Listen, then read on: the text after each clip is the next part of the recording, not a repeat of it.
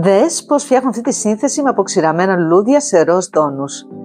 Φούξια, φυσικό, ροζ και λευκό μπρουμ. Βάζω και οριοθετώ το ύψος μου με στάχια. Φούξια παπαρούνα, για να αρχίσει να παίρνει λίγο σχήμα. Η σετάρια δίνει μια ωραία κίνηση και δουλεύεται γύρω-γύρω, γιατί είναι μια σύνθεση για το κέντρο.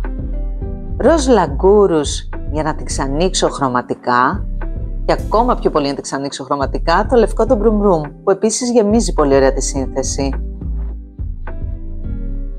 Τη δουλεύω πάλι γύρω-γύρω. Η νιγέλα κάνει μια πολύ ωραία σύνδεση με τα υπόλοιπα λουλούδια και τέλος μος. Μπαίνει στη βάση και βγάζει ένα ωραίο αισθητικό αποτέλεσμα. Πώς σου φαίνεται αυτή η σύνθεση?